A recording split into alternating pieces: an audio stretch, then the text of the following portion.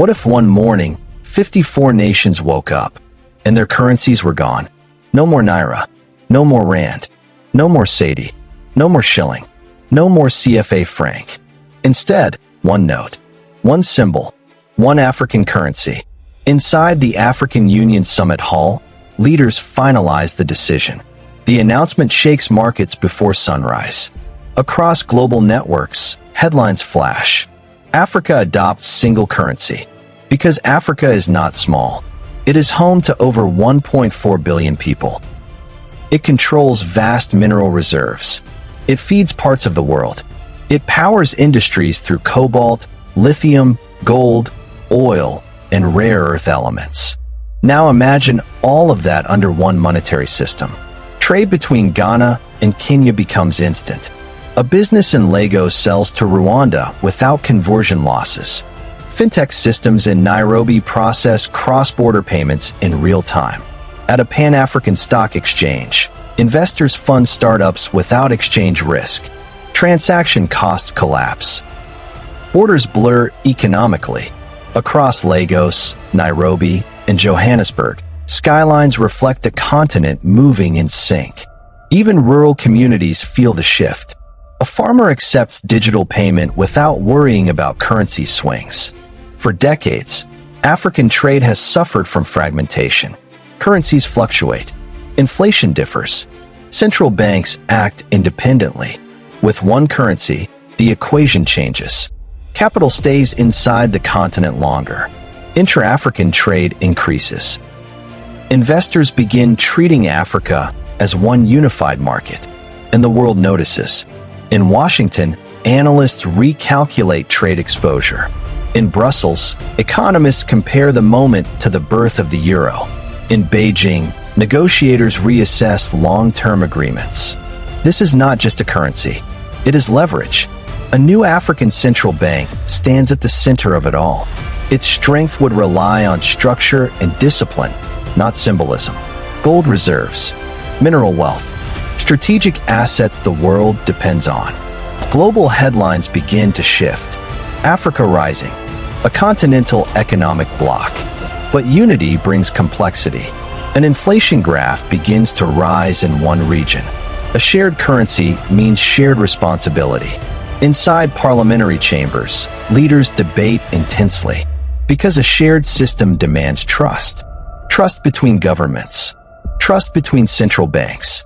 Trust between citizens. But not everyone feels confident. In city streets, protests emerge. Some fear losing sovereignty. Others fear economic imbalance. Behind closed doors, high-level meetings continue. So what would it take for Africa? First, trust. Second, discipline. Monetary policy cannot be emotional. Interest rates cannot serve politics. Fiscal responsibility must be continent-wide. Third, structure. Clear inflation targets. Debt controls. Transparent governance. Without those, unity becomes fragile. But imagine if it worked.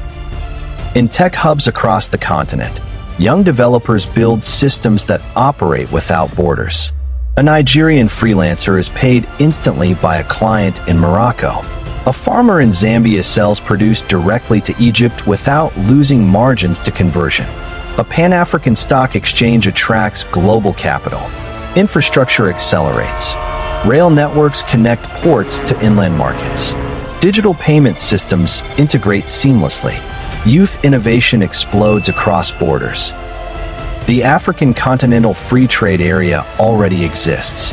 One currency would amplify it. Suddenly, Africa is not described as emerging markets. It is described as a bloc, a negotiating force, a financial presence. But there would be resistance. Some nations fear losing sovereignty. Others fear stronger economies dominating weaker ones. And citizens would ask real questions.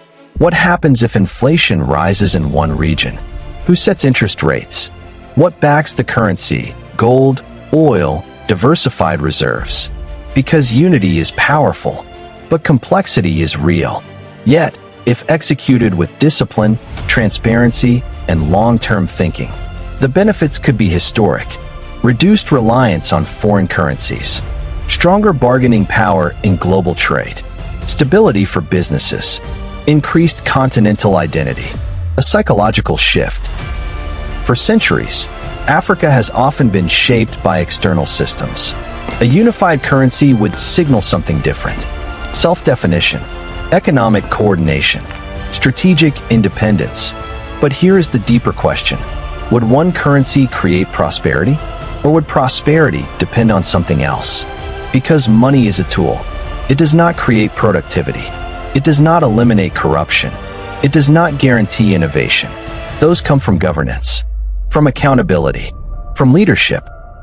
Europe's euro did not automatically erase inequality, nor would an African currency automatically erase poverty. But it could create the framework, and frameworks matter. The real transformation would not be in the notes themselves.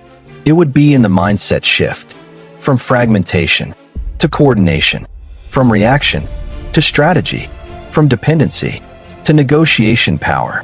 If Africa ever adopted one currency, the world would adjust. Markets would respond.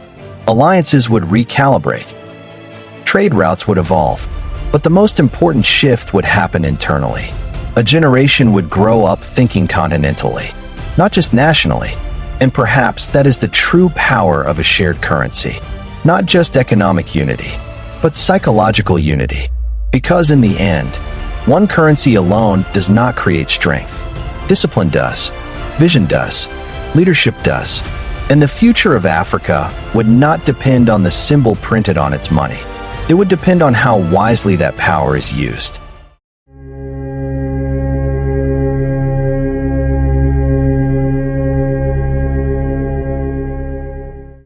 Thanks for watching. I'll see you in the next video.